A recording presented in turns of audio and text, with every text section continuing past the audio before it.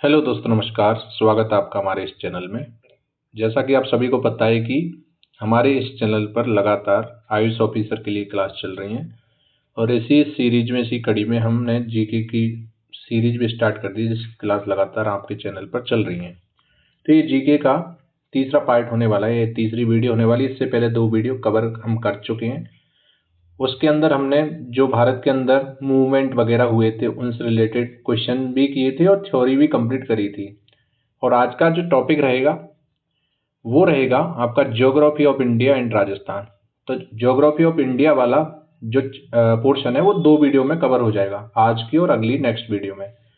Theory के साथ साथ हम कुछ क्वेश्चन भी लेकर आए हैं आपके लिए, जिससे कि आपको अंदाजा रहे कि क्वेश्चन कैसे पूछे जाते हैं। जीके एंड जीएस वाला पार्ट आपका 15 क्वेश्चन कवर करेगा, जो कि 45 मार्क्स के होते हैं। पार्ट 1 आपका 180 मार्क्स का है, तो उसके अंदर 45 मार्क्स जीके एंड जीएस से पूछे जाएंगे, यानी कि 15 क्वेश्चन पूछे जाने हैं। अब इसमें पोर्शन काफ़ी बड़ा है, लेकिन हमको सेलेक्टिव चीज़ें पढ़नी है जो कि आपके एग्जाम में काम आ जाए। ठीक है, तो इससे पहले हमने कौन सा टॉपिक पढ़ा था? Indian national movement with important events in Rajasthan. ठीक है, अब ये पहला हमने छोड़ा था हिस्ट्री ऑफ इंडिया, क्योंकि हिस्ट्री ऑफ इंडिया काफ़ी बड़ा टॉपिक है, इसके अंदर काफ़ी टॉपिक है, तो वो कवर करना इतना इजी नहीं है, तो हम लास्ट में देखेंगे। अभी हमने सेकंड टॉपिक कंप्लीट कर लिया, सिलेबस का थर्ड टॉपिक आज स्टार्ट करने वाले हैं। इसके बाद फोर्थ, फिफ्थ, सिक्स्थ, ये सिलेबस डिस्कशन पहली वीडियो में किया था। अगर आपने पुरानी वीडियो नहीं देखी तो जरूर देखें। इसके बाद हम लगातार करते रहेंगे चीज़ें। ठीक है, तो आज का जो टॉपिक रहेगा वो भारत एवं राजस्थान का भूगोल रहेगा। काफ़ी लोगों की क्वायरी रहती है, पूछते हैं कि इसका पीडीएफ वगैरह कहाँ मिलता है, क्विज कहाँ होते हैं, ये सारी चीज़ें। तो मैं आपको बता दूं कि हमने एक टेलीग्राम पर सिलेक्शन बैच नाम से सिलेक्शन बैच चला रखा है। ठीक है, एक बैच चला रखा है, इसकी जानकारी मैं आपको दे देता हूँ। ये सिलेक्शन बैच है, जैसा कि आप देख सकते हो। इसकी फीस है मात्र 200 रुपीज़। ये केवल प्रथम 200 विद्यार्थियों के लिए। जैसे ये कंप्लीट हो जाएंगे 200 लोग, तो ये फीस डबल हो जाएगी, 400 के करीब। अभी इसमें 185 प्लस लोग ऐड हो चुके हैं। तो आप देख सकते हो कि 15 लोग बचे हैं, वो एक दिन में, कल तक जब तक आप वीडियो देखोगे, कवर हो चुके होंगे मे बी। तो इसलिए आप जल्दी इनरोल करें और 180 मार्क्स को यानी कि अच्छा करें और पार्ट 1 को मजबूत करें। ये टेलीग्राम बैच है, इसके अंदर नोट्स, पीडीएफ, क्लास, क्विज भी लगातार कराते हैं। आज भी हम नाइट को क्विज कराने वाले हैं। ये हमारा व्हाट्सअप नंबर है, इसके द्वारा आप ज्वाइन हो सकते हो। हेलो भाई का मैसेज करना है। जैसे ही आप मैसेज करोगे आपके पास एक क्यूआर कोड आएगा, आपको पेमेंट करना है 200 रुपीज़। जैसे आप पेमेंट करोगे स्क्रीनशॉट भेजना है, स्क्रीनशॉट भेजोगे तो आपके पास सिलेक्शन बैच का लिंक पहुंचेगा, उसको आपको रिक्वेस्ट सेंड करनी है, हम एक्सेप्ट करेंगे, आप ज्वाइन हो जाओगे। ये सिंपल तरीका है। इस नंबर पर हेलो भाई का मैसेज करना है आपको सबसे पहले। ठीक है, इससे जुड़ना जरूरी ये है कि आप एग्जाम टाइम में, जब क्लास तो लेते रहोगे नो डाउट, लेकिन एग्जाम टाइम पर आप रिवीजन कहाँ से करोगे? वीडियो तो इतनी देख नहीं पाओगे। वीडियो तो आपके पास 100, 150, 200 भी वीडियो हो सकती हैं जब तक, तो वो पॉसिबल नहीं है कि आप वीडियो देखकर रिवीजन करें। इसलिए आपके पास ये सारे डेटा होना चाहिए आपके पास कि हम जो क्लास ला रहे हैं उनका पीडीएफ होना चाहिए। प्लस आने वाले टाइम पर, जैसे भी नवंबर के 20-25 नवंबर तक हम थ्योरी कंप्लीट करा देंगे। इसके बाद लगातार आपके प्रैक्टिस सेट चलेंगे, यानी एमसीक्यू चलेंगे। तो वो एमसीक्यू हम इधर नहीं कराएंगे यूट्यूब पर, हम सिलेक्शन बैच में डायरेक्ट वीडियो डाला करेंगे। क्योंकि जो सिलेक्शन बैच जिन लोगों ने परचेज किया है उनका कुछ फायदा एक्स्ट्रा होना चाहिए। इसलिए मैं आपसे बार बार बोलता हूँ सिलेक्शन बैच में जरूर जाएं। ठीक है, भारत के भूगोल के अंदर भारत की अवस्थिति एवं विस्तार, यानी location and extent of India, ये पढ़ने वाले हैं हम। और प्योर इंग्लिश मीडियम वालों के लिए हम हिंदी से कन्वर्ट करके लाए हैं चीज़ों को इंग्लिश में। ठीक है, तो आपको दिक्कत नहीं आएगी। जो इंपॉर्टेंट वर्ड्स हैं जो प्योर हिंदी के हैं उनको हम इंग्लिश में ट्रांसलेट करके लाए हैं आप सभी के लिए। तो पहला पॉइंट है, यहाँ पर हम भारत की ज्योग्राफी पढ़ रहे हैं, इसके अंदर हम स्थिति और विस्तार पढ़ रहे हैं कि भारत की स्थिति क्या है, विस्तार क्या है, इसका पॉपुलेशन कितनी है, एरिया कितना है। ठीक है, वर्ल्ड में कौन से नंबर का मतलब स्थान रखता है एरिया वाइज, पॉपुलेशन वाइज कौन सा रखता है, ये सारी चीज़ें पढ़ेंगे इसके अंदर। ये बेसिक है। मेरे को लगता है इस वीडियो को, ये 2 वीडियो है इंडिया वाली ज्योग्राफी के, अगर इसको कवर करते हो आप दोनों वीडियो को, थ्योरी को, तो यहाँ से मे बी एग्जाम में 2 क्वेश्चन मिल जाए। एक वीडियो से 1 क्वेश्चन मिल सकता है यहाँ से। ठीक है, तो भारत उत्तरी गोलार्ध में, पहला पॉइंट है कि भारत उत्तरी गोलार्ध में 8 डिग्री 4 मिनट 37 डिग्री 6 मिनट उत्तरी अक्षांश को नॉर्दर्न लेटीट्यूड बोलते हैं और उत्तरी गोलार्ध को नॉर्दर्न हेमिस्फीयर बोलते हैं। जैसा कि मैंने यहाँ पर आपको शो करा रखा है। ठीक है, ये डेटा आपको याद रखना है कि पूछ लेगा कि भारत कौन से गोलार्ध में स्थित है, यानी कौन से हेमिस्फीयर में स्थित है भारत। तो क्वेश्चन इसका आंसर हो जाएगा उत्तरी गोलार्ध यानी नॉर्दर्न गोलार्ध में। ठीक है, और इसका नॉर्दर्न लैटिट्यूड कितना है? ठीक है, उत्तरी अक्षांश जिसको हिंदी में बोलते हैं, तो 8 डिग्री 4 मिनट से 37 डिग्री 6 मिनट इसका उत्तरी अक्षांश यानी नॉर्दर्न लैटिट्यूड है। ठीक है, किसका? भारत का। और पूर्वी देशांतर की बात कर लेते हैं कि कितना है, तो 68 डिग्री 7 मिनट से 97 डिग्री 25 मिनट पूर्वी देशांतर। इसको पूर्वी देशांतर को हम इंग्लिश में क्या बोलेंगे? Latitudinal extent. ठीक है, अब बात कर लेते हैं हम ईस्ट लॉन्गिट्यूड बोलेंगे। लैटिट्यूडनल एक्सटेंट तो अक्षांशीय विस्तार को बोलते हैं, तो हम इसको पूर्वी देशांतर को क्या बोलेंगे? East longitude. आप कंफ्यूज मत होना, देखो मैं दोबारा से बता देता हूँ कि उत्तरी गोलार्ध में स्थित है भारत, इसको तो बोलेंगे नॉर्दर्न हेमिस्फीयर इंग्लिश मीडियम वाले। उत्तरी अक्षांश कितना है, इसको इंग्लिश में नॉर्दर्न लैटिट्यूड बोलते हैं, और पूर्वी देशांतर को ईस्ट लॉन्गिट्यूड बोलते हैं। ठीक है, तो ये डेटा आपको याद रखना है, ये एग्जाम में पूछा जाता है, इसलिए हम इसको यहाँ पर पीडीएफ में लेकर आए हैं। संपूर्ण भारत का अक्षांशीय विस्तार पूरे भारत का यानी कि होल इंडिया। लैटिट्यूडनल एक्सटेंट कितना है, ये क्वेश्चन भी पूछ सकता है, जो कि यहाँ पर शो हो रखा है लैटिट्यूडनल एक्सटेंट। तो 90 से विस्तार है इसका 8 डिग्री 04 से 37 डिग्री 6, जैसा कि मैंने अभी बताया था थोड़ी देर पहले। इस उत्तरी अक्षांश के मध्य स्थित है यानी कि नॉर्दर्न लैटिट्यूड। और भारत का क्षेत्रफल यानी एरिया कितना है, तो 32,87,263 स्क्वायर मीटर यानी वर्ग मीटर, ये भारत का क्षेत्रफल है। तो ये भी पॉइंट इंपोर्टेंट है, कभी कभी बेसिक क्वेश्चन आप एग्जाम में पूछ लेता है, हो सके आपके एग्जाम में पूछ ले कि जो भारत है हमारा इंडिया, इसका एरिया कितना है, क्षेत्रफल कितना है, तो 32,87,263 वर्ग किलोमीटर है। ठीक है, तो अब बात कर लेते हैं कि क्षेत्रफल की यानी एरिया की दृष्टि से भारत का विश्व में यानी वर्ल्ड में कौन सा स्थान है, तो सेवंथ नंबर की पोजीशन रखता है यानी एरिया वाइज क्षेत्रफल में। और जबकि पॉपुलेशन यानी जनसंख्या की दृष्टि से विश्व में दूसरा स्थान रखता है। ये 2011 हमारी जो आंकड़ा यानी कि जनसंख्या निकली थी उसके अकॉर्डिंग है, हालांकि अब पहले पे आ गया है, अभी चीन है, लेकिन हम अभी दूसरे पे पढ़ेंगे किताबी भाषा में। ठीक है, और क्षेत्रफल की दृष्टि से बड़े 6 देश यानी कि भारत से पहले के जो 6 देश हैं वो एरिया वाइज बड़े हैं। भारत तो 7वें नंबर पे, लेकिन इससे भी बड़े हैं ना 6, तो वो कौन कौन सी हैं, तो रूस, कनाडा, चीन, संयुक्त राज्य अमेरिका, ब्राजील एवं ऑस्ट्रेलिया। ठीक है, कौन कौन से हो गए? पहले नंबर पर रूस सबसे बड़ा, उसके बाद कनाडा, तीसरे पे चीन, चौथे पे संयुक्त राज्य अमेरिका, और 5वें पे ब्राजील, और 6वें पे ऑस्ट्रेलिया, और 7वें नंबर पे हमारा भारत आ जाता है, इंडिया। ठीक है, इसकी ट्रिक है रुक चीन अब आया भारत। ठीक है, इसकी ट्रिक है, लेकिन आप ऐसे डायरेक्ट भी याद रख सकते हो। ठीक है, रूस, कनाडा, चीन, संयुक्त राज्य अमेरिका, ब्राजील, ऑस्ट्रेलिया। अगर पूछ ले डिसेंडिंग या फिर इस ऑर्डर में आपसे ये करवा सकता है क्वेश्चन, इसलिए मैं ये डेटा लेकर आया हूँ।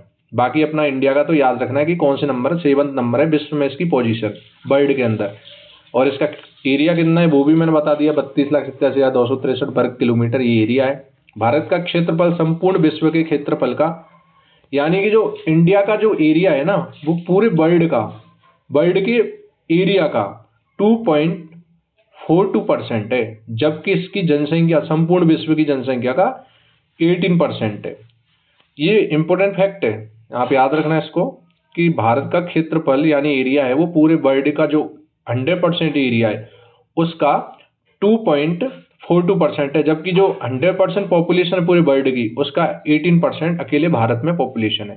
ठीक है, आई होप ये सारी चीजें आपको समझ में आ रही होंगी। भारत का उत्तर से दक्षिण यानी कि नॉर्थ टू साउथ तथा पूर्व से पश्चिम यानी ईस्ट टू वेस्ट एक्सपेंशन कितना है, विस्तार।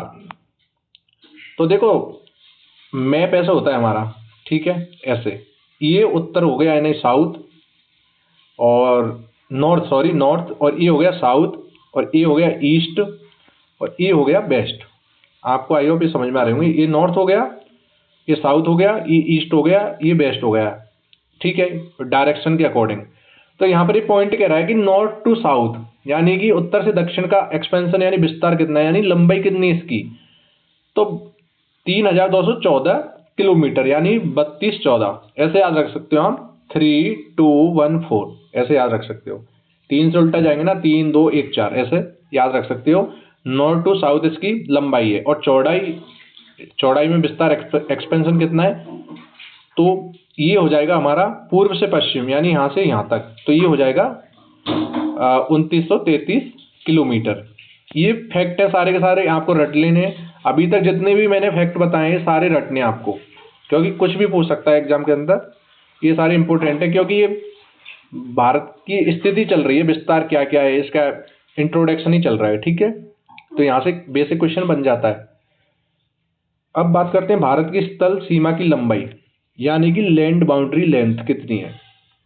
जो लैंड बाउंड्री है, स्थल सीमा की लंबाई, तो इसकी लंबाई है यानी लेंथ है 15,200 किलोमीटर, और इसके तटीय भाग की लंबाई, जिसको कोस्टल एरिया बोलते हैं हम, तो 7516.5 किलोमीटर है।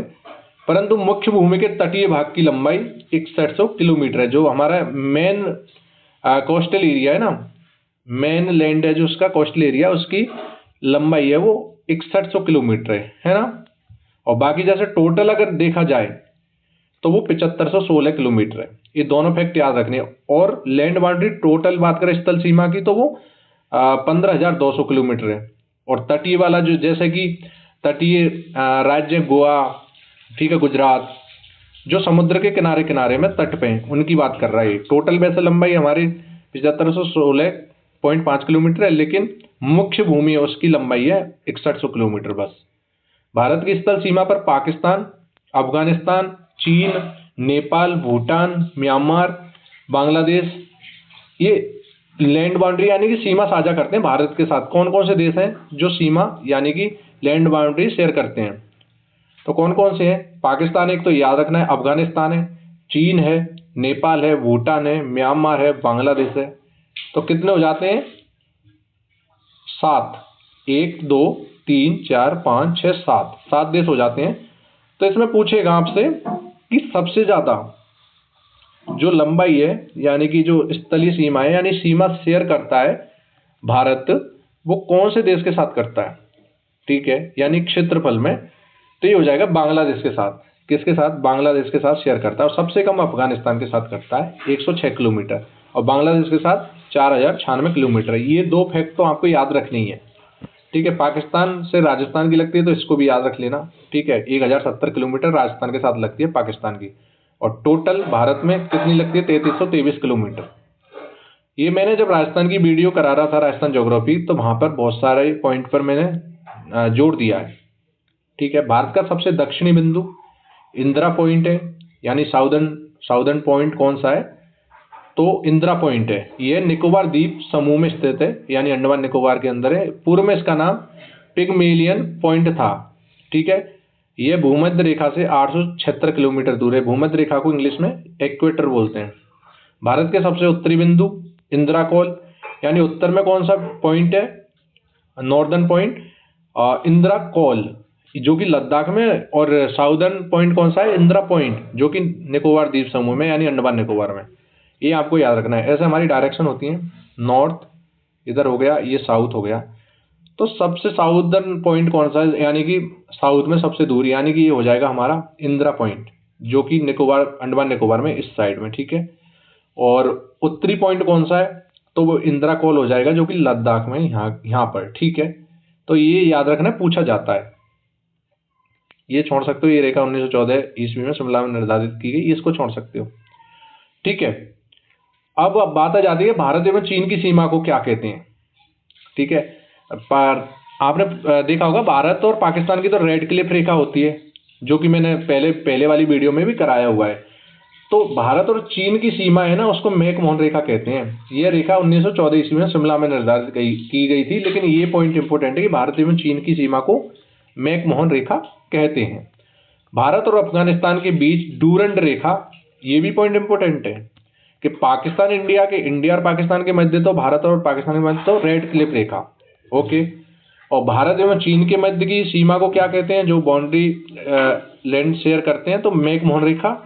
और भारत और अफगानिस्तान के बीच डूरंड रेखा, डूरंड लाइन, ठीक है, जो 1896 में सर डूरंड द्वारा निर्धारित की गई थी। अब यह रेखा अफगानिस्तान और पाकिस्तान के बीच है, क्योंकि ये पीओके का हिस्सा है। पीओके का हिस्सा जो पाकिस्तान के अंदर है, वो भारत अभी भी, हमारा देश पीओके को अपना हिस्सा मानता है, लेकिन वो अभी पाकिस्तान में। तो अभी वैसे रियल में तो ये पाकिस्तान के साथ सीमा साझा करता है, जो कि मैंने बताया था ना आपको 106 किलोमीटर, लेकिन भारत अपना हिस्सा मानता है पीओके को।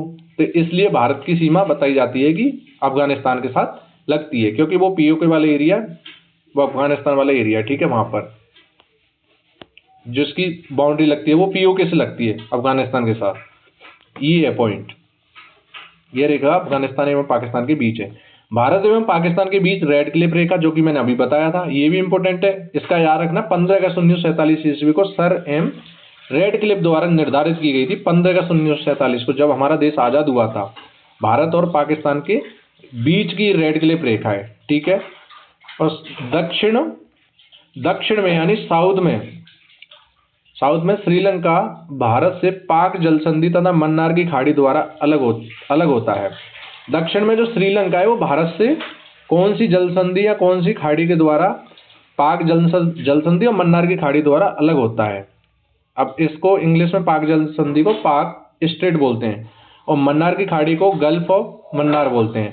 इसके साथ ही अलग होता है भारत श्रीलंका से, ठीक है।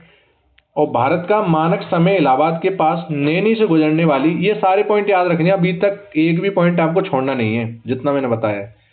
भारत का मानक समय इलाहाबाद के पास नैनी से गुजरने वाली 82.5 पूर्वी देशांतर रेखा को माना जाता है। किसको माना जाता है, ये भी पॉइंट इंपोर्टेंट है। स्टैंडर्ड जो टाइम है, मानक समय इलाहाबाद के पास से नैनी से गुजरने वाली 82.5 पूर्वी देशांतर रेखा को माना जाता है, जो ग्रीनविच रेखा से 5.5 घंटे आगे है। जो कर्क रेखा है लगभग भारत के मध्य से गुजरती है। ट्रॉपिक ऑफ कैंसर कर्क रेखा को इंग्लिश में बोला जाता है, जैसा कि आपको यहाँ पर शो हो रहा होगा। ये भारत के लगभग मध्य से गुजरती है, यानी बीच में से गुजरती है। भारत के 8 राज्य यानी 8 स्टेट हैं जो कि जहाँ से कर्क रेखा गुजरती है। कर्क रेखा एक लाइन है जैसे काल्पनिक, ऐसा नहीं है कि आप देखने पहुंच जाओ, दिखेगी नहीं है, ठीक है। तो 8 राज्यों से होकर गुजरती है। राजस्थान, गुजरात, मध्य प्रदेश, छत्तीसगढ़, झारखंड, पश्चिम बंगाल, त्रिपुरा, मिजोरम, ये 8 राज्यों से होकर गुजरती है। आपको 8 राज्यों के नाम भी याद रखने हैं कि सबसे पहले गुजरात आता है, वहाँ से फिर राजस्थान के बाद मध्य प्रदेश, फिर छत्तीसगढ़ आता है, वहाँ से भी गुजरती है, फिर झारखंड आता है, फिर पश्चिम बंगाल, त्रिपुरा, मिजोरम, इन 8 राज्यों से गुजरती है। और राजस्थान में दक्षिणी हिस्से से गुजरती है, यानी साउथ वाला हिस्सा है, डूंगरपुर और बांसवाड़ा से मात्र 26 किलोमीटर हिस्सा में ये गुजरती है, ठीक है। ये पॉइंट हो गया, ये सारे पॉइंट है। वीडियो एक बार में समझना है तो दोबारा से देख लें, लेकिन देखें जरूर, क्योंकि आप 2 से 3 बार, 1 से 2 बार वीडियो देख लोगे, एक बार पीडीएफ पढ़ोगे तो आपको सारी चीज़ें याद हो जाएंगी। सर्वाधिक राज्यों की सीमाओं से लगा राज्य उत्तर प्रदेश है, यानी कि उत्तर प्रदेश एक ऐसा राज्य है जो बहुत सारे स्टेट की सीमा से लगा होता है।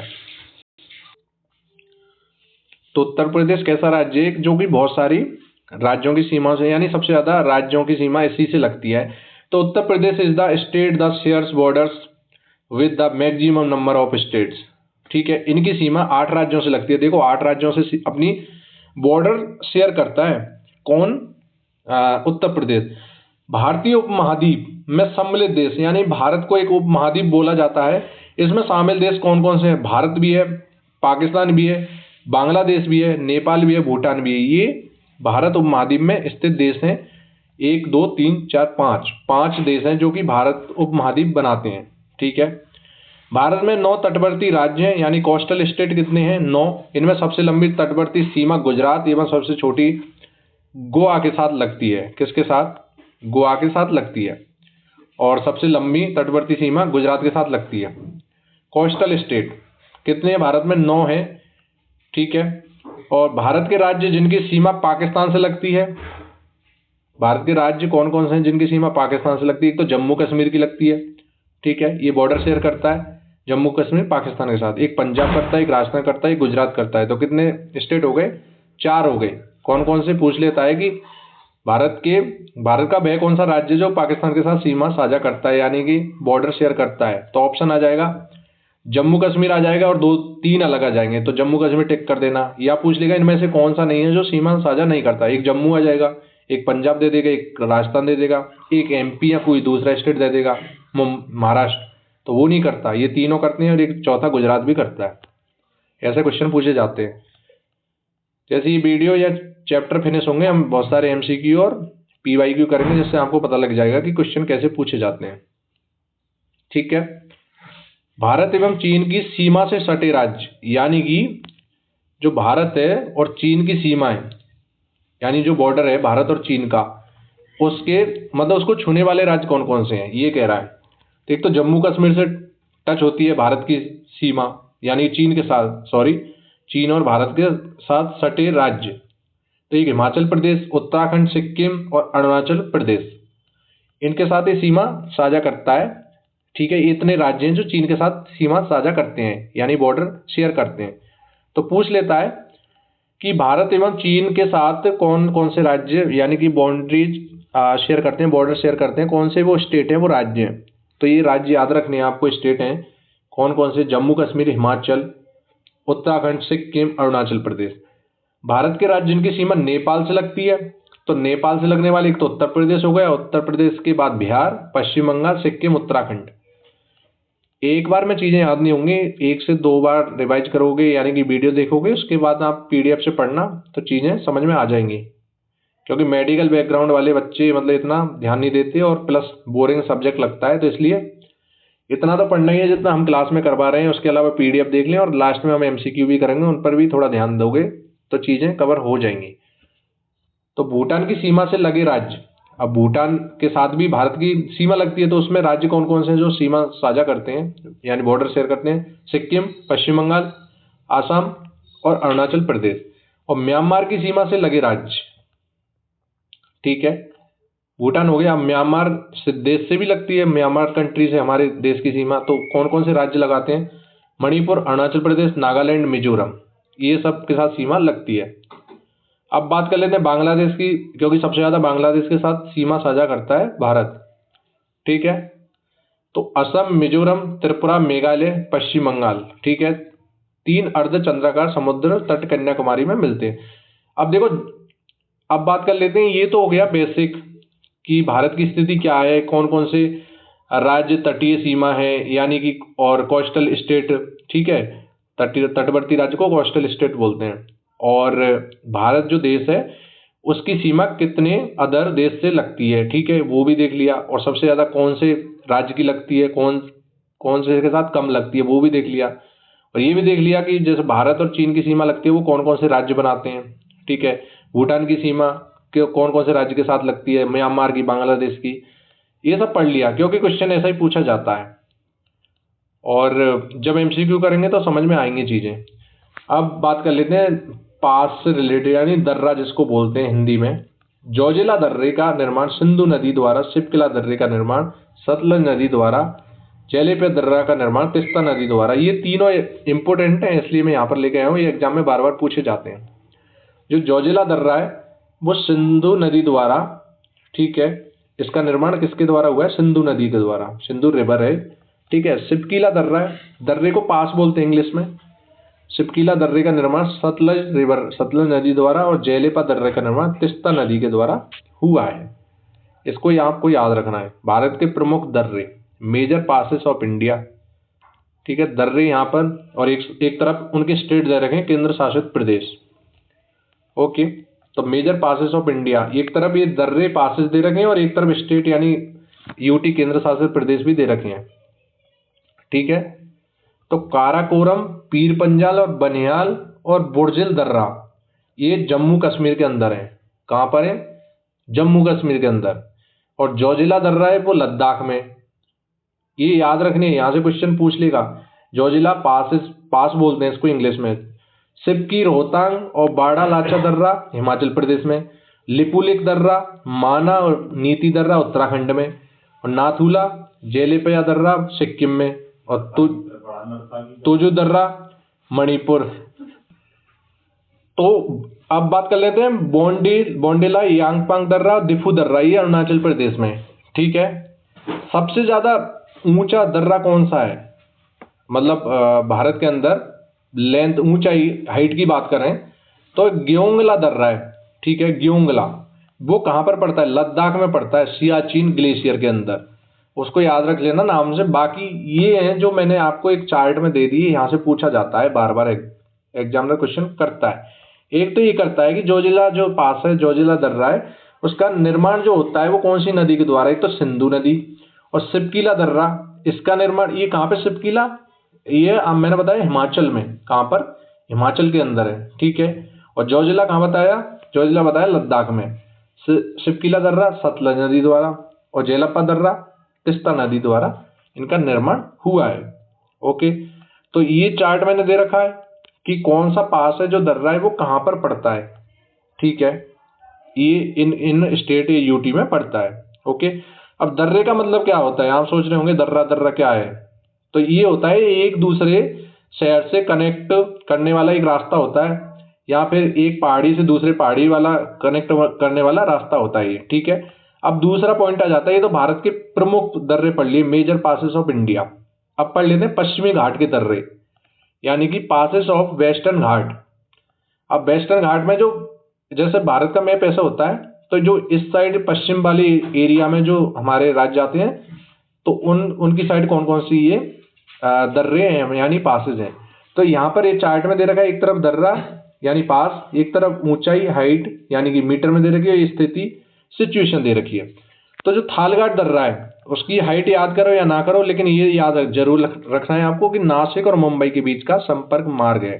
ठीक है, इसको ऐसे याद रख सकते हो, टी एन और एम, थाल, टी से थाल घाट और एन से नासिक और एम से मुंबई, टी एन एम। जैसे आप याद रखोगे, जैसे थालघाट ये दर्रा यानी पास है, तो नासिक एवं मुंबई के बीच का संपर्क मार्ग है, यानी नासिक और मुंबई के बीच का जो रास्ता है उसको जोड़ता है। और भोरघाट जो पास है वो मुंबई और पुणे के बीच का संपर्क मार्ग है। ठीक है, बीएमपी, इसको कैसे याद रखोगे, बीएमपी, बी से भोरघाट और एम से मुंबई और पी से पुणे, तो भोरघाट हो गया। अब पालघाट कोयम्बतूर और कोचीन के बीच का संपर्क है। ठीक है, पी डबल के, इसको ऐसे याद भी रख सकते हो, पी डबल के, यानी पी से पालघाट और के से कोयम्बतूर और के से कोचीन के बीच का संपर्क मार्ग है। ओके, सिनकोट त्रिवेंद्रम और मदुरै के बीच का संपर्क मार्ग है। तो ये इंपॉर्टेंट है, जो पश्चिमी घाट यानी वेस्टर्न घाट के ये दर्रे हैं, पासेज हैं, इनको याद रख लेना आप। थालघाट, बोरघाट, पालघाट और सिनकोट थोड़ा ट्रिकी है, ये ट्रिक वाले, इनको ट्रिक के माध्यम से याद रख सकते हो। जैसे टी एन एम बोला मैंने, तो टी से थालघाट, एन से नासिक और एम से मुंबई। ठीक है, ये पहला पॉइंट कवर हो गया। फिर बोला मैंने बी एम पी, यानी बी से भोरघाट, एम से मुंबई और पी से पुणे, तो ये हो गया। पालघाट का बोला पी डबल के, तो पी से हो जाएगा पालघाट और के से हो जाएगा कोयम्बतूर और एक से के से हो जाएगा कोचीन सॉरी। और सिनकोट का याद रख लेना, त्रिवेंद्रम और मदुरै, ये इंपॉर्टेंट है, इनको यहां से याद रखने हैं आपको। अब हम पढ़ लेते हैं कुछ माउंटेन्स वगैरह के बारे में। ठीक है,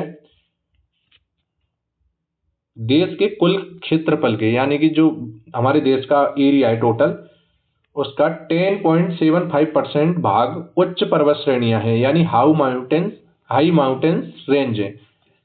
किसके कितने एरिया में, 10.75% भाग पर उच्च पर्वत श्रेणियां हैं, जिनके 43% यानी 43% भूभाग पर विस्तृत मैदान का विस्तार है, यानी वाइड एक्सपेंस ऑफ प्लेन कितना है, 43%।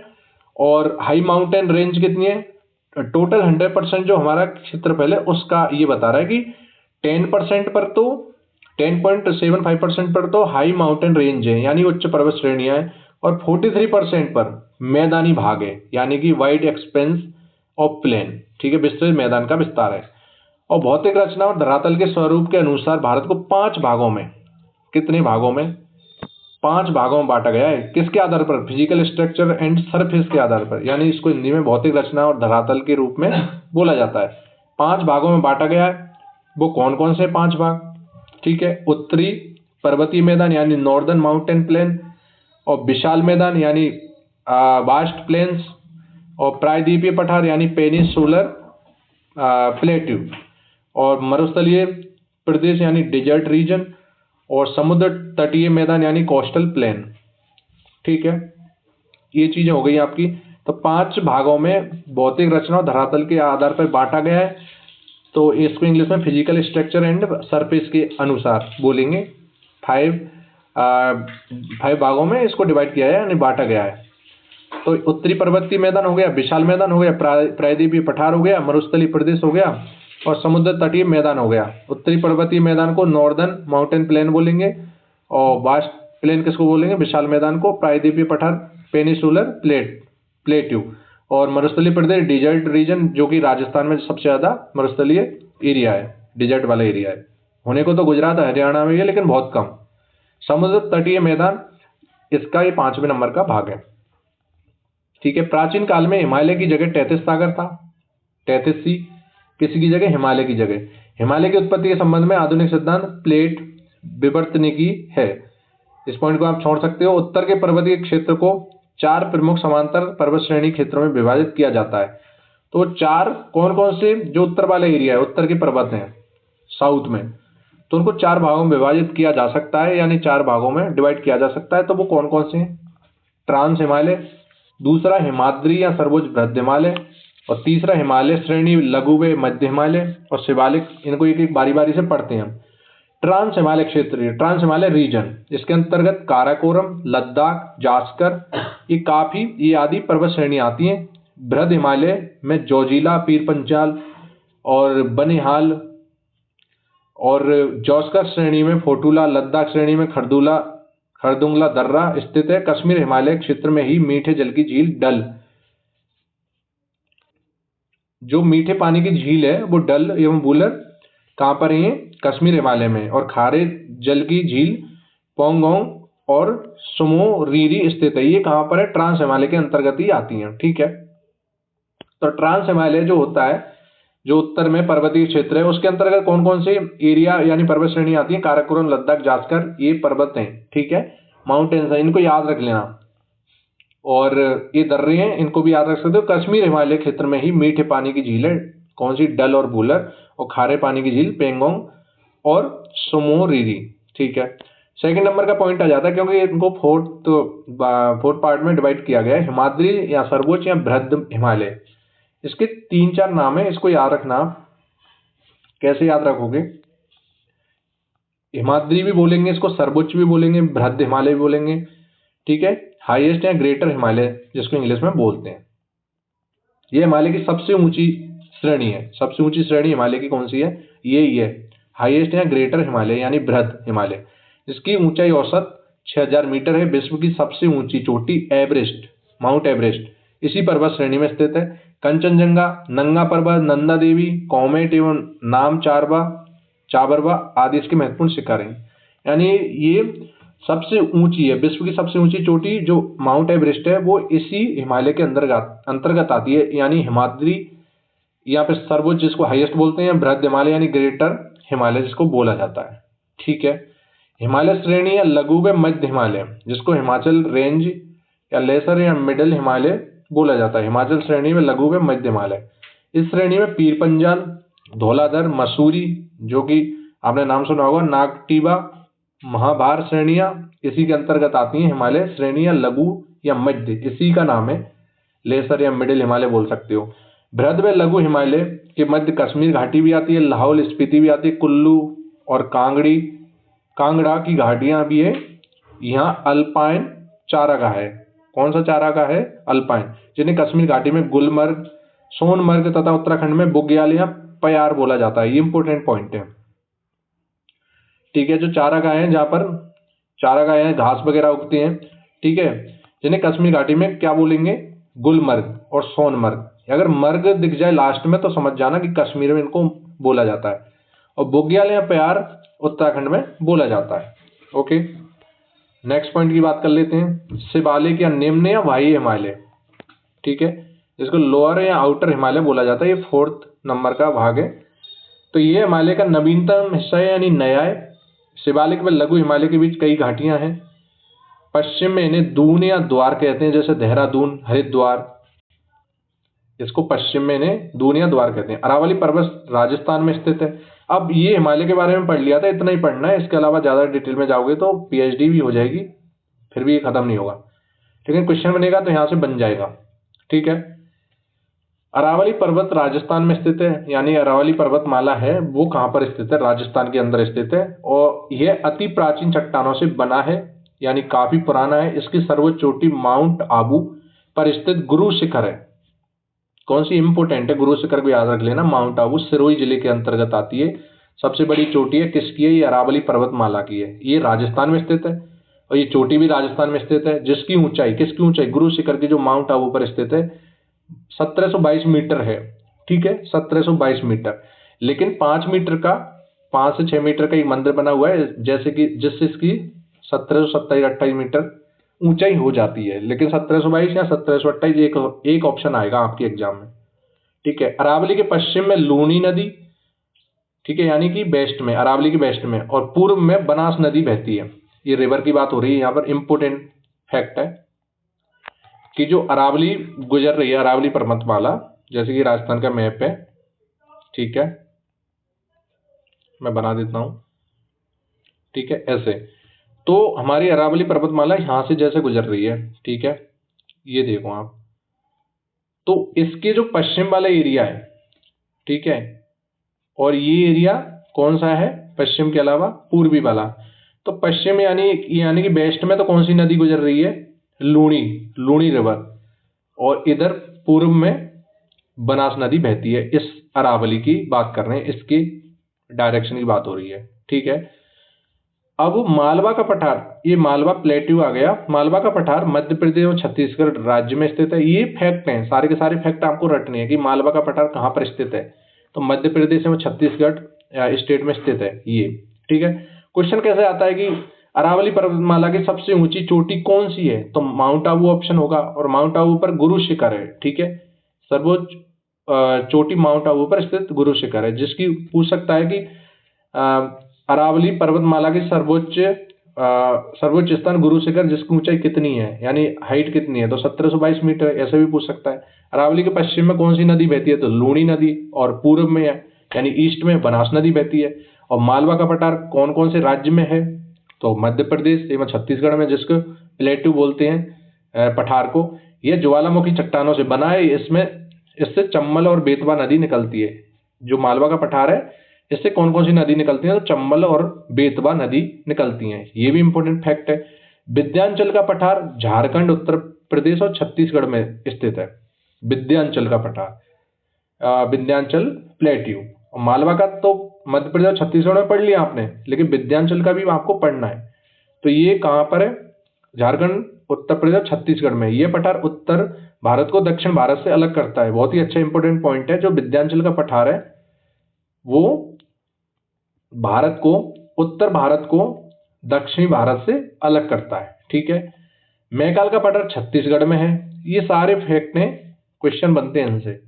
जो मैकाल का प्लेटू है वो छत्तीसगढ़ स्टेट के अंदर स्थित है। इसका सर्वोच्च शिखर अमरकंटक है, ठीक है। सबसे ऊंचा स्थान कौन सा है इसका, छत्तीसगढ़ के मैकाल का पठार का अमरकंटक। इसके पश्चिम से नर्मदा नदी, किससे, मैकाल का जो पठार है उसके पश्चिम वाली एरिया से नर्मदा नदी, जैसा कि आपने पढ़ा होगा अरावली के पश्चिम से लूनी नदी बह रही थी और पूरब से बनास नदी, ऐसे ही मैकाल का जो पठार है, मैकाल का पठार जो छत्तीसगढ़ में, इसके पश्चिम से नर्मदा नदी और उत्तर से सोन नदी और दक्षिण से महानदी निकलती है। इंपोर्टेंट, मैकाल के पठार से निकलती हैं। सतपुड़ा की पहाड़ियां मध्य प्रदेश राज्य में स्थित हैं, ठीक है। जो सतपुड़ा की पहाड़ियां हैं वो कौन से राज्य में है, यानी स्टेट में, मध्य प्रदेश में। ये ज्वालामुखीय चट्टानों से बनी हुई है, यानी कि वोल्केनिक रॉक्स, जिनको इंग्लिश में बोलते हैं ज्वालामुखीय चट्टानों को, वोल्केनिक रॉक्स। इनकी सर्वोच्च चोटी धूपगढ़ी, यानी हाईएस्ट पीक कौन सी है, किसकी, सतपुड़ा की जो पहाड़ियां हैं जो मध्य प्रदेश में स्थित हैं, उनकी हाईएस्ट पीक कौन सी है, तो धूपगढ़ी है, जिसकी ऊंचाई है 1350 मीटर। कितनी, 1350 मीटर है, जो महादेव पर्वत पर स्थित है। इसके पूर्वी हिस्से से ताप्ती नदी निकलती है। सतपुड़ा की जो पहाड़ियां है उसके पूर्वी हिस्से से कौन सी नदी निकलती है? ताप्ती नदी। ये पूछा था, काफी एग्जाम में पूछा था, और ये अभी रेलवे के एग्जाम में किसी में पूछा गया था। ठीक है। और ढक्कन का पठार महाराष्ट्र में स्थित है। ये प्लेट्यू चल रहे हैं। ढक्कन का पठार है, ये महाराष्ट्र राज्य में स्थित है। इसमें पश्चिमी हिस्से में सह्याद्री पहाड़ी है, जो कि सह्याद्री के बारे में मैंने बताया था। ठीक है।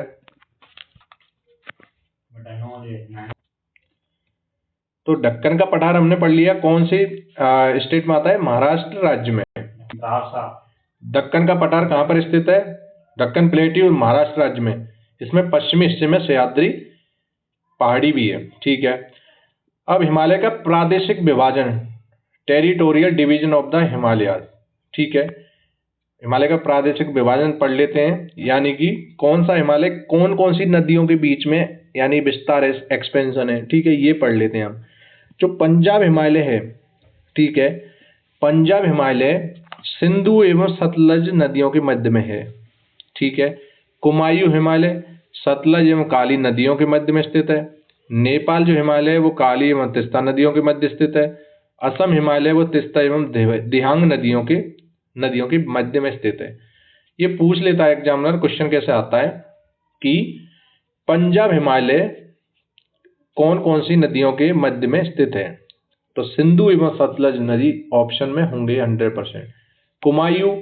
कुमायूं की बात करें तो सतलज एवं काली नदी, और नेपाल हिमालय की बात करें तो काली एवं तीस्ता नदी, और असम की बात करें तो तीस्ता और दिहांग असम की साइड में। तो वैसे भी आपको ये याद होना चाहिए। ठीक है। इस तरीके से क्वेश्चन पूछा जाता है कि काली एवं तीस्ता नदियों के मध्य कौन सा हिमालय? तो नेपाल हिमालय। पूछ लेगा नेपाल हिमालय कौन सी नदियों के बीच मध्य में स्थित है, यानी कौन कौन विस्तार कौन सा है, कौन सी नदियों का है? नेपाल हिमालय के मध्य, तो काली एवं तीस्ता नदियों का। ठीक है। दक्कन का पठार महाराष्ट्र राज्य में है, ये हमने पढ़ लिया था। इसके पश्चिम में सह्याद्री की पहाड़ी है। इस पठार के पूर्वी भाग को विदर्भ कहा जाता है।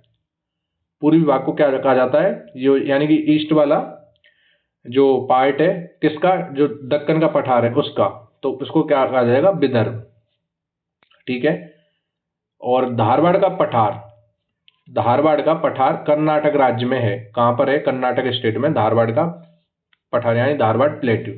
इसके पश्चिमी भाग यानी कि वेस्टर्न पार्ट में बाबा बुदन की पहाड़ी तथा ब्रह्मगिरी की पहाड़ी है। किसके पश्चिम में? किसके यानी कि वेस्ट में? तो धारवाड़ का जो पठार है उसके पश्चिम में क्या है? बाबा बुदन की पहाड़ी है और ब्रह्मगिरी की पहाड़ी है। नीलगिरी की पहाड़ी तमिलनाडु में है। इंपोर्टेंट, यहां से क्वेश्चन आता है, हर एग्जाम में पूछा जाता है कि नीलगिरी की पहाड़ी कौन से स्टेट में है? तो तमिलनाडु में है। इसकी सर्वोच्च चोटी डोडाबिट्टा। इसकी सबसे बड़ी चोटी कौन सी है? तो नीलगिरी की पहाड़ी तमिलनाडु में। नीलगिरी की सबसे ऊंची चोटी, सर्वोच्च चोटी, हाईएस्ट पीक डोडाबिट्टा है। ठीक है, जिसकी ऊंचाई है 2637 मीटर, जो दक्षिण भारत की दूसरी सबसे ऊंची चोटी है। ओके। तमिलनाडु राज्य में नीलगिरी के दक्षिण भाग में पाल घाट है। क्या है? पाल घाट है। किसमें? नीलगिरी के दक्षिण भाग में, यानी साउथ हिस्से में। पूर्वी घाट एवं पश्चिमी घाट का मिलन कहां पर होता है? ठीक है, जैसा ये मैप के अंदर देख सकते हो, ये पश्चिमी घाट हो गया, ये पूर्वी घाट हो गया। इसका मिलन कहां पर है? यानी कि मीटअप पॉइंट, तो ये हो गया आपका कहां पर? नीलगिरी पहाड़ी पर। नीलगिरी पहाड़ी पर। ठीक है, जिसको नीलगिरी हिल्स बोलेंगे आप। दक्षिण भारत की सबसे ऊंची चोटी अन्नाईमुड़ी है। सेकंड हाईएस्ट तो कौन सी बताई थी मैंने? डोडाबिट्टा है, जो कि अभी बताई थी तमिलनाडु नीलगिरी की पहाड़ी पर। ठीक है, तमिलनाडु के अंदर डोडाबिट्टा। लेकिन दक्षिण भारत की सबसे ऊंची चोटी अन्नाईमुड़ी है, जिसकी ऊंचाई 2695 मीटर है। उसकी कितनी थी? 2637 थी, इसकी 2695। अन्नामलाई की पहाड़ी पर स्थित है। अन्नामुड़ी 3 पहाड़ियों का केंद्र बिंदु, यानी इलायची, अन्नामलाई और पालनी की पहाड़ियां हैं। ठीक है। आंध्र प्रदेश और उड़ीसा के तटीय भाग में महेंद्रगिरी की पहाड़ी है। आंध्र प्रदेश और उड़ीसा का जो तटीय भाग है, समुद्र से मिलता जुलता जो भाग है, उसमें कौन सी पहाड़ी है? तो महेंद्रगिरी की पहाड़ी है, महेंद्रगिरी हिल्स। और भारत के पूर्वी समुद्री तट को निम्न भागों में बांटा गया है। सी शेयर, यानी पूर्वी समुद्री तट है, उसको काफी भागों में बांटा गया है। जैसे कन्याकुमारी से कृष्णा डेल्टा तथा कोरोमंडल तट, जिसको कोरोमंडल कोस्ट बोलते हैं। कृष्णा डेल्टा से गोदावरी डेल्टा, तक का तट, गोलकोड़ा तट और गोदावरी डेल्टा से लेकर उत्तर तटीय भाग, उत्तरी सरकार तट। इसको याद रखो तो रख लेना, बाकी आप स्किप कर सकते हो। नेक्स्ट पॉइंट की हम बात कर लेते हैं। अब हम बंदरगाह जो पढ़ रहे थे, पोर्ट पढ़ लेते हैं। ठीक है, क्या पढ़ने वाले हैं हम? पोर्ट पढ़ने वाले हैं, जिसको इंग्लिश में बंदरगाह बोला जाता है। ठीक है, तो भारत के पूर्वी तट यानी कि पूर्वी हिस्से में, ईस्ट वाले पार्ट में कौन कौन से बंदरगाह यानी पोर्ट हैं? तो पारादीप उड़ीसा में। पूछ लेता है कि पारादीप बंदरगाह स्थित है कि मतलब किस राज्य में स्थित है, तो उड़ीसा के अंदर है। कोलकाता, कोलकाता बंदरगाह आपको सभी को पता है, कोलकाता कहाँ पर है? पश्चिम बंगाल में। विशाखापट्टनम, नाम से ही पता लग जाएगा, विशाखापट्टनम बंदरगाह आंध्र प्रदेश में। चेन्नई, तुतीकोरिन एवं एन्नोर तमिलनाडु के अंदर है। तुतीकोरिन नाम आ गया तो फंस सकते हैं, एन्नोर आ गया तो फंस सकते हैं, तो इसका याद रख लेना तमिलनाडु। बाकी चेन्नई तो आपको पता ही है तमिलनाडु के अंदर है, तो वैसे भी आप कर दोगे। और एक पारादीप इंपोर्टेंट है, ये उड़ीसा के अंदर है। ओके, ये बंदरगाह हो गए इंपोर्टेंट जो कि बार बार पूछे जाते हैं। विशाखापट्टनम बंदरगाह डॉल्फिन नोच पहाड़ी के पीछे सुरक्षित है। जो विशाखापट्टनम बंदरगाह है वो डॉल्फिन नोच पहाड़ी के पीछे स्थित है। पूर्वी तट पर स्थित प्रमुख लेगुन पुलिकट, चिल्का, कोलेरू। ठीक है, पुलिकट झील, चिल्का और कोलेरू। चिल्का कहाँ पर है? पुरी के अंदर है, और पुलिकट कहाँ पर? चेन्नई में, और कोलेरू आंध्र प्रदेश। ठीक है, भारत का पश्चिमी भाग, महाराष्ट्र का पश्चिम भाग कौन कौन सा हो जाएगा? महाराष्ट्र का तटीय क्षेत्र कोकण तट, कर्नाटक वाले एरिया जिसको केनरा तट बोलते हैं, और केरल का तट जो क्षेत्र है उसको मालाबार तट बोलते हैं। ठीक है, ये भारत का पश्चिमी भाग है। महाराष्ट्र का जो तटीय क्षेत्र है उसको कोंकण तट बोलते हैं, और कर्नाटक के क्षेत्र को केंद्रा, और केरल के तट को मालाबार तट बोलते हैं। ठीक है, पश्चिमी तट के प्रमुख बंदरगाह, ये हमने किसके पढ़े थे अभी?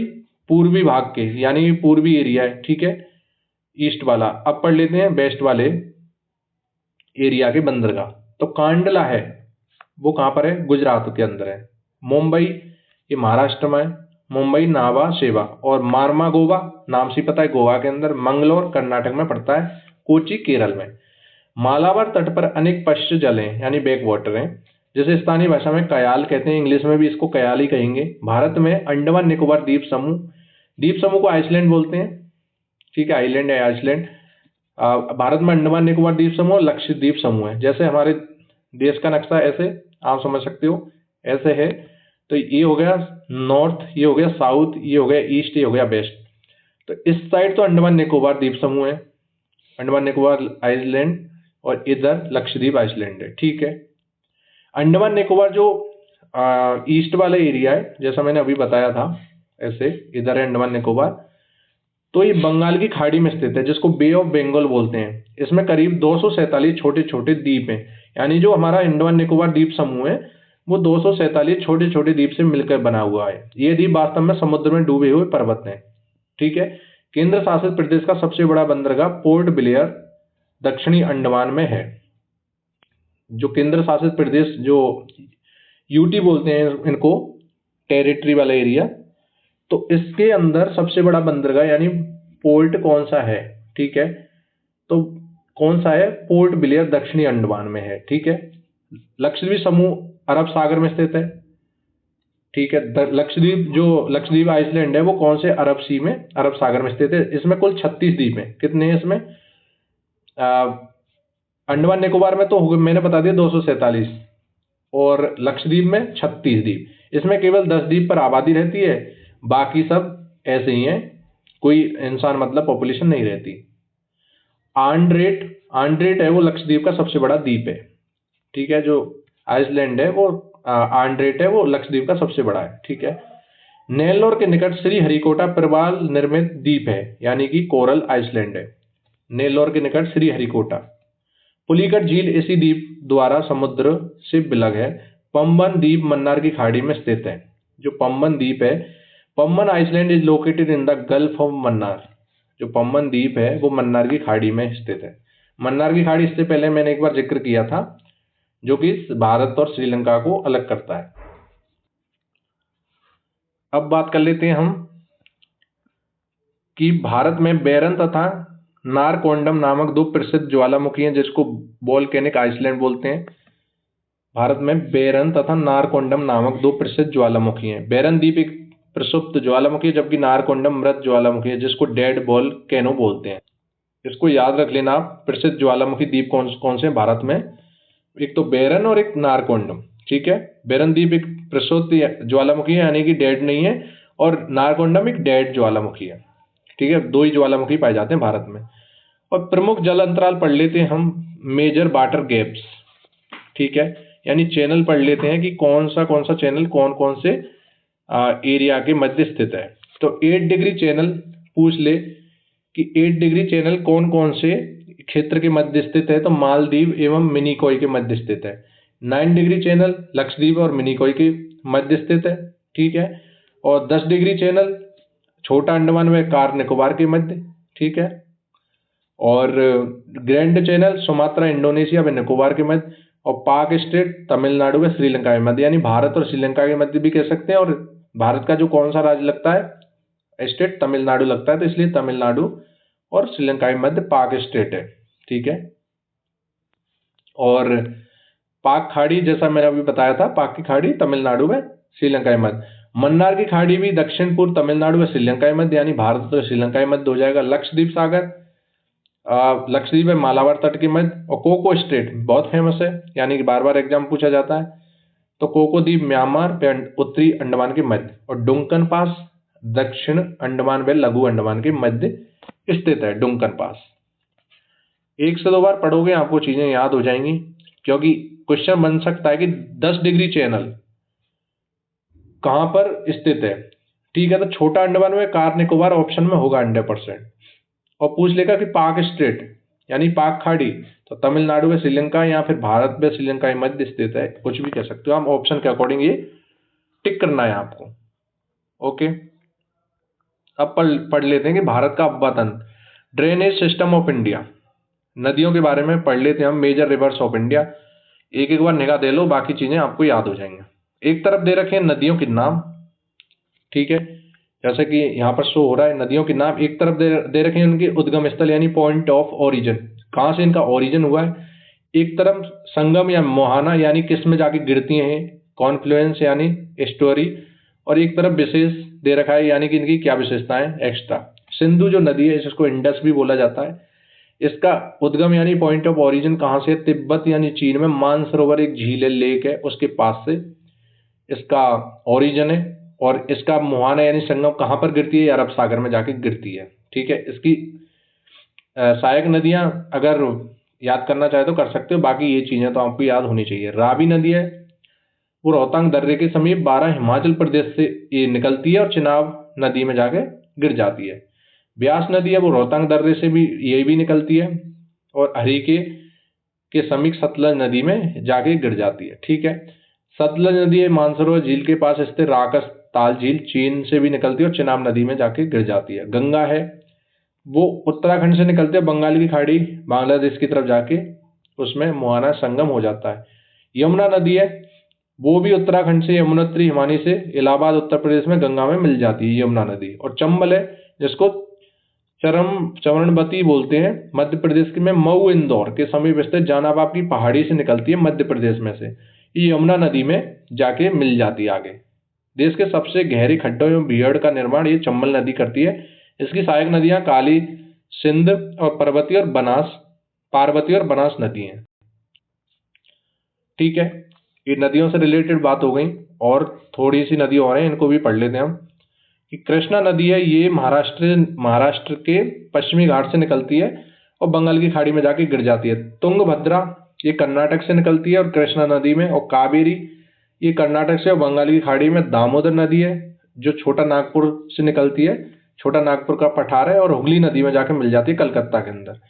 कोसी नदी है, वो तिब्बत से निकलती है और गंगा नदी में भागलपुर बिहार में जाके मिल जाती है। ब्रह्मपुत्र तिब्बत वाली जो नदी है वो मानसरोवर झील तिब्बत से निकलती है और बंगाल की खाड़ी में सबसे बड़ा डेल्टा सुंदरबन बनाती है। पूछ लिए, क्वेश्चन आता है कि सबसे बड़ा डेल्टा सुंदरबन कौन सी नदी बनाती है, तो ब्रह्मपुत्र बनाती है, जिसको तिब्बत में सांगपो तथा अरुणाचल प्रदेश में ध्यांग बोलते हैं।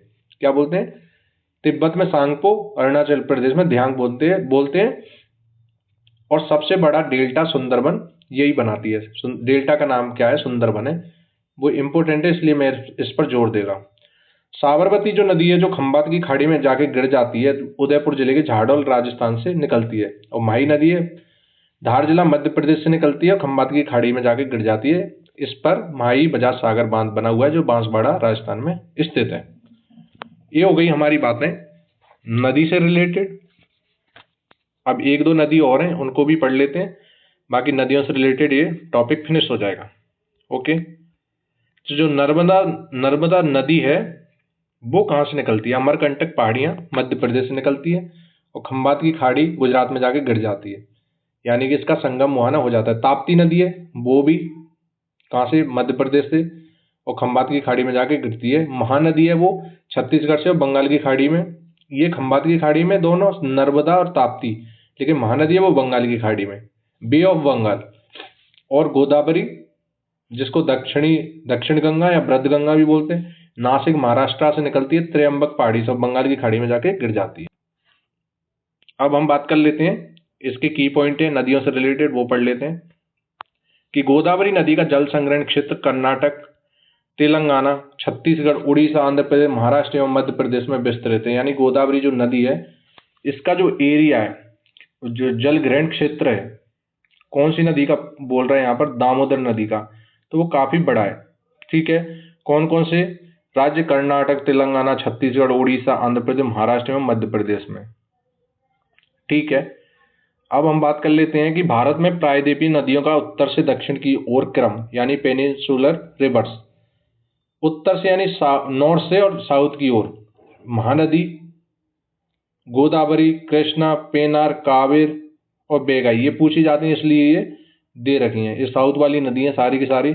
लंबाई के अनुसार भारत में प्रायद्वीपीय नदियों का घटता क्रम, यानी डिक्रीजिंग ऑर्डर।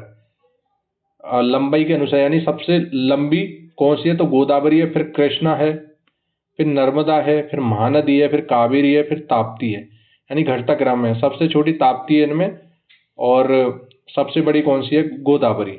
ठीक है, ये पॉइंट भी याद रख लेना। और भारत की प्रमुख झील है मेजर लेक्स ऑफ इंडिया। अब रिवर से रिलेटेड इतने जो टॉपिक थे, मेन चीज हमने पढ़ ली। 2-3 बार वीडियो देख लेना, जब कवर हो जाएंगी चीजें। और सबसे ज्यादा कवर जब होंगे जब हम एमसीक्यू करेंगे, इनके बार बार प्रैक्टिस करेंगे तो कवर हो जाएंगी। जो भी फैक्ट होंगे वो भी हम उसमें डाल देंगे जिससे कि आपकी चीजें कवर हो जाए। एक नजर हम झील की तरफ देते हैं कि कौन सी झील कहाँ पर है। सिंपल, ठीक है, तो मैं बता दूं डल झील, इसके स्टेट याद रखने हैं आपको। डल झील कहाँ पर है ऐसे? ठीक है, तो जम्मू कश्मीर में है। बूलर झील है वो जम्मू कश्मीर में है। बैरीनाग झील है वो भी जम्मू कश्मीर में है। और मानस बल झील है वो भी जम्मू कश्मीर में है। अनंतनाग झील है वो भी जम्मू कश्मीर में है। राजसमंद झील राजस्थान में है। जयसमंद झील राजस्थान में है। ठीक है, पिछोला झील राजस्थान में, फतेह सागर झील राजस्थान में, डीडवाना झील राजस्थान में, आना सागर झील राजस्थान में है, सामर झील राजस्थान में है, नक्की झील राजस्थान में है। ठीक है, राजस्थान में काफी झील है और नक्की झील हो गए। और 7 ताल झील उत्तराखंड में है, और देवताल झील भी उत्तराखंड में। ताल दे रखा है तो उत्तराखंड। और नैनीताल ये भी उत्तराखंड में। नाकोचिया ताल उत्तराखंड में। रासक ताल उत्तराखंड में और खुरपा ताल उत्तराखंड में। और माला ताल झील उत्तराखंड में। अगर ताल आ जाए तो समझ जाना कि उत्तराखंड हमको टिक करना है। और कोलेरू झील आंध्र प्रदेश में। हुसैन सागर झील आंध्र प्रदेश में। चिल्का झील उड़ीसा में। पुलिकट झील तमिलनाडु में। और लोनार झील महाराष्ट्र में। और लोकट झील मणिपुर में है। और बेम्बानड झील केरल में है। और नागिन झील जम्मू कश्मीर में है। शेषनाग झील भी जम्मू कश्मीर के अंदर है। अब आप सोच रहे होंगे कि इन पर जोर क्यों नहीं दिया जा रहा है। ठीक है, अब इतनी झीलें, बहुत सारी झीलें। अब क्वेश्चन तो कहीं से भी उठ के आ सकता है कि नक्की झील कहाँ पर है, तो राजस्थान के अंदर है नक्की झील। पूछ लेगा बेरीनाग झील कहाँ पर है, तो जम्मू कश्मीर में। अब याद कैसे होंगी? या तो आप इनको बार बार रटो, ठीक है, ऐसे याद होंगी। हर किसी को पेट से सीख के कोई नहीं आता। या तो रटो इनको, या फिर रट नहीं सकते तो बार बार पढ़ो, 1 से 2 बार वीडियो देखो, फिर कोई ट्रिक बनाओ अपनी। झील को लेक बोलते हैं इतना हिंदी में, बाकी इनके नाम सेम रहेंगे। अनंतनाग को इंग्लिश में भी अनंतनाग बोलेंगे, हिंदी में भी बोलेंगे, झील को बस लेक बोल देंगे, इतना फर्क है। बाकी आप हिंदी मीडियम इंग्लिश मीडियम से कोई फर्क नहीं पड़ता। अब भारत की सबसे बड़ी झील चिल्का झील है। अब भारत की जो सबसे लॉन्गेस्ट बड़ी झील है, सॉरी, तो वो चिल्का झील है, जो खारे पानी की एक लेगून झील है, which is an applicable salt water lake. Bharat में सबसे बड़ी मीठे पानी की झील, ठीक है, खारे की तो हो गई, चिल्का झील जो सबसे बड़ी है, भारत की भी सबसे बड़ी, और सबसे बड़ी मीठी पानी की झील यानी कि the biggest fresh water lake तो बूलर झील है, जो जम्मू कश्मीर उधर आती है, ठीक है। भारत की सबसे बड़ी कृत्रिम यानी आर्टिफिशियल लेक गोविंद सागर झील पंजाब के रोपड़ जिले के सतलज नदी पर भाखड़ा नागल बांध से निर्मित है, ठीक है। और भारत के प्रमुख जलप्रपात यानी वाटरफॉल, ये भी इंपॉर्टेंट है, पूछ लेता है वाटरफॉल, ठीक है। जोग या गरसोपा ये कर्नाटक में है। ये ना नर्मदा नदी मध्य प्रदेश में, शिव समुद्रम कावेरी नदी कर्नाटक में है, और कोकक नदी कर्नाटक के अंदर है। और पायकारा, देखो बोरिंग लगती है जीके वाली क्लास, लेकिन पढ़ना पड़ता है बार बार, जब भी चीजें समझ में आती है। यहाँ से मैं बता रहा हूँ 1 से 2 क्वेश्चन आपके एग्जाम में देखने को मिलेगा, क्योंकि ये बेसिक है, और भारत की ज्योग्राफी, इंडियन ज्योग्राफी पढ़ रहे हैं तो यहाँ से क्वेश्चन बनने के चांस बनते हैं। जो कि मैं स्टार्टिंग वाला ये क्लास लेके आया हूँ, यहाँ से भी क्वेश्चन बनने की संभावना बनती है, और जो अगली क्लास रहेगी वहां से भी संभावना बनेगी। देखो इतना बड़ा वीडियो है, इतना बड़ा पीडीएफ बनेगा इसका, तो आप समझ सकते हो कि लास्ट टाइम में रिवीजन जब करोगे तो यहाँ से क्लास नहीं देख पाओगे। रिवीजन के टाइम पे आपको पीडीएफ चाहिए, एमसीक्यू का पीडीएफ चाहिए क्वेश्चंस का, तो वो कहाँ मिलेगा?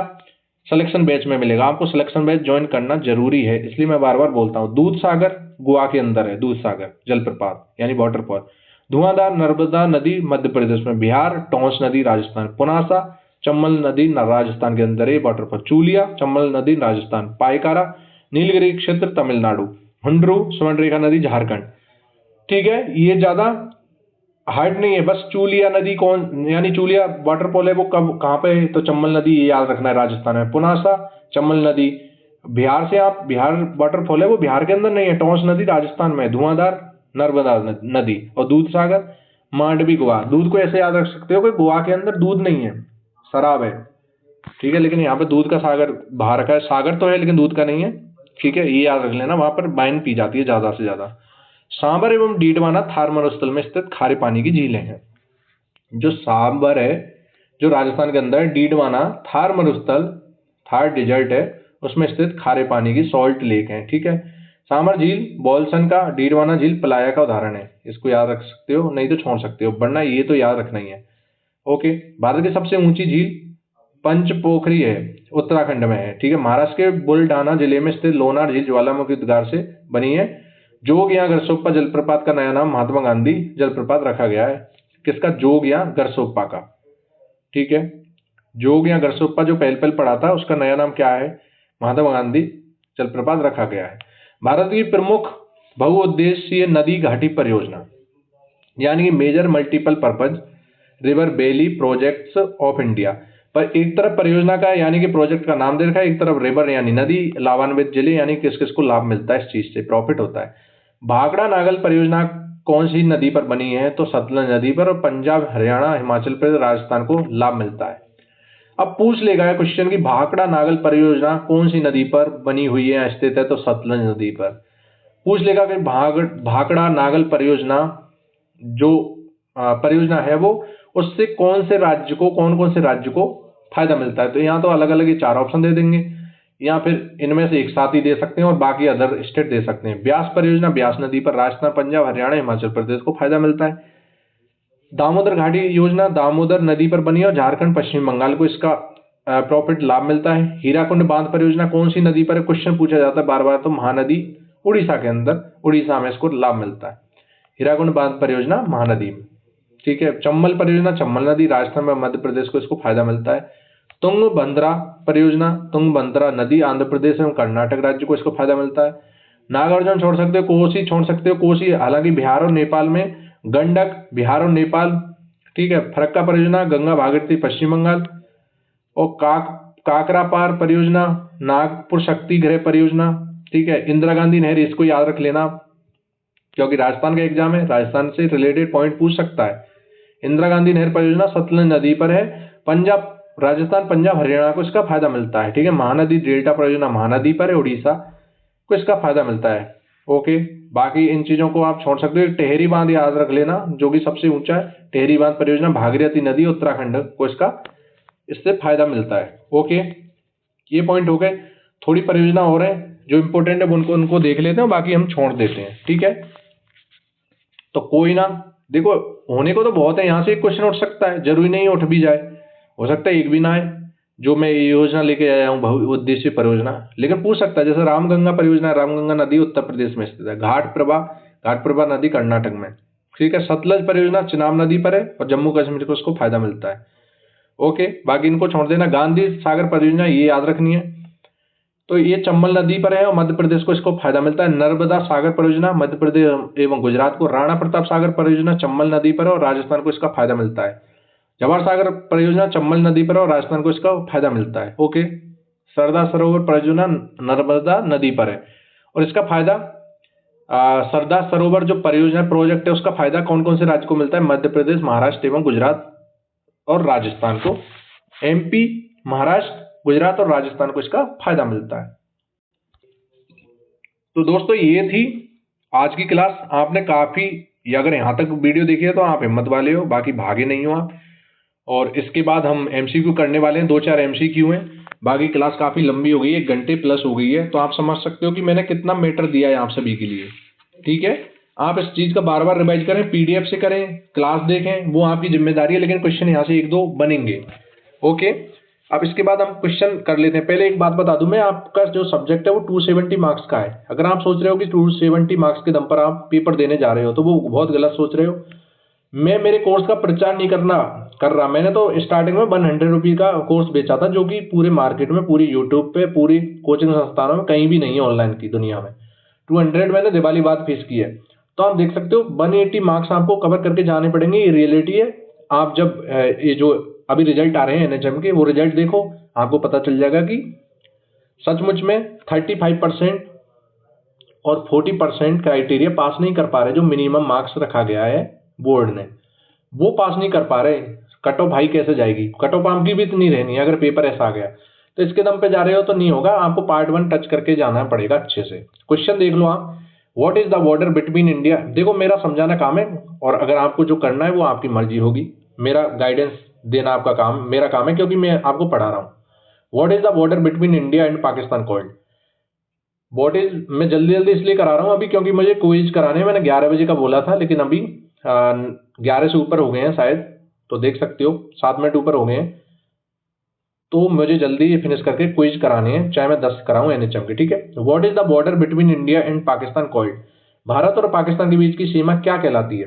तो आपको जैसा पता था कि भारत और पाकिस्तान के बीच है जो बॉर्डर एरिया है, यानी लैंड जो लगता है, वो रेड क्लिफ रेखा कहलाती है। सी इसका करेक्ट आंसर है। आपको कितने आ रहे हैं वो आपकी मर्जी है, आपको ईमानदारी से आंसर देना है। ठीक है, ऐसा नहीं है कि आपने पढ़ा और आप भूल गए तुरंत। Which of the following passes is located on the crest of the western ghat and connects Mumbai to Pune? निम्नलिखित में से कौन सा दर्रा को पास बोलते हैं? पश्चिमी घाट के शिखर यानी कि वेस्टर्न घाट शिखर पर स्थित है और मुंबई को पुणे से जोड़ता है। तो मैंने कौन सा बताया था, आप सभी को पता ही होना चाहिए, भोरघाट दर्रा, जिसकी ट्रिक बताई थी मैंने, BMP। ऐसे याद रखना है आपको, BMP। तो B से भोरघाट और M से मुंबई और P से पुणे। ओके, तीसरा क्वेश्चन है आपके सामने, विच of the following state does not share is border with Nepal? निम्नलिखित में कौन सा राज्य नेपाल के साथ अपनी सीमा साझा नहीं करता है? तो कौन सा राज्य नहीं करता है? तो करेक्ट आंसर आपको बताना है। इसका करेक्ट आंसर होगा हिमाचल प्रदेश नहीं करता है, बाकी उत्तर प्रदेश, बिहार, उत्तराखंड ये करते हैं। ओके, ऑप्शन के अकॉर्डिंग चल रहे हैं हम। ठीक है, क्वेश्चन तो हम बहुत सारे करेंगे जब ये चैप्टर फिनिश हो जाएंगे सारे। ठीक है, रोहतांग पास यानी Rohtang pass is located in which of the following states? Rohtang दर्रा निम्न में से किस राज्य में स्थित है? तो आपने अगर अच्छे से ध्यान से पढ़ा होगा चीजें तो आपको पता ही है, हिमाचल प्रदेश के अंदर रोहतांग पासेस है। ठीक है, रोहतांग दर्रा, सॉरी। ओके, और नेक्स्ट क्वेश्चन, आज की वीडियो का लास्ट एंड फाइनल क्वेश्चन, मैं आंसर छुपा लेता हूं, मैं आंसर भी लाया हूं आपके लिए नीचे। Which of the following states has the longest coastline? या निम्नलिखित में से किस राज्य में सबसे लंबी तट रेखा मिलती है? तो कौन सा राज्य है? ठीक है, तो गुजरात एक ऐसा राज्य है जो कि सबसे लंबी लॉन्गेस्ट कोस्ट लाइन मिलती है, यानी सबसे लंबी तट रेखा मिलती है गुजरात के अंदर। ओके, इनके आंसर है और सबसे कम गोवा के अंदर बताई थी मैंने कोस्ट लाइन, और सबसे लंबी गुजरात के अंदर। इनके आंसर दे रखे हैं पांचों के पांचों, यहाँ से आप देख सकते हो। जब पीडीएफ से पढ़ोगे तो आपको दिक्कत नहीं आएगी। ठीक है दोस्तों, ये हमारा बैच है, आप देख सकते हो। मैं बार बार बोलता हूँ, मेरा काम है प्रचार करना, क्योंकि मैं आपको क्लास दे रहा हूँ, सारी चीजें दे रहा हूँ। ज्वाइन करना आपकी मर्जी है, लेकिन आपका काम है कि अगर आपको सिलेक्शन सचमुच में चाहिए जिस विद्यार्थी को, तो वो 200 रुपये में इस सिलेक्शन बैच को ले लेगा। और जैसे ही 200 विद्यार्थी हो जाएंगे कंप्लीट, अभी 185 प्लस हो गए, शायद ये वीडियो देख रहे होंगे तो 200 प्लस हो जाए, तो उसके बाद आपकी जो फीस रहेगी वो डबल हो जाएगी। मैं चाहता हूँ सीरियस बच्चे हमारे बैच से जुड़े, बाकी भीड़ से कोई मतलब नहीं है मुझे। 180 मार्क्स को ही कवर करेगा, पार्ट 1 को ही मजबूत करेगा। ये टेलीग्राम बैच है, नोट्स पीडीएफ क्लास को सारी चीजें मिलती हैं। ये व्हाट्सअप नंबर है, यहाँ से आप हेलो आई मैसेज करना, आपके पास सारी डिटेल मिल जाएगी। आपको बस पेमेंट करके स्क्रीनशॉट भेजना है। ठीक है, हम आपको स्कैनर दे देंगे उधर ही। ये थी दोस्तों आज की वीडियो, अगर आपको कैसी लगी कमेंट में जरूर बताएं। उसके अलावा हम स्ट्रेटेजी वाली वीडियो शायद कल डाल देंगे, आपको मिल जाएगी 1 तारीख से पहले, तो उसको भी पूरी देखना। सारी चीजें 50 डेज बचे आपके पास, कैसे करना है क्या करना है वो हम बताएंगे आपको सारी चीजें। ओके, तो दोस्तों वीडियो कैसी लगी? अगर अच्छी लगे तो लाइक शेयर, चैनल सब्सक्राइब और बेल आइकन भी प्रेस करना, ताकि आपको हर वीडियो के नोटिफिकेशन मिलते रहे। तो आज की वीडियो में इतना ही, मिलते हैं नेक्स्ट वीडियो में, तब तक के लिए जय हिंद।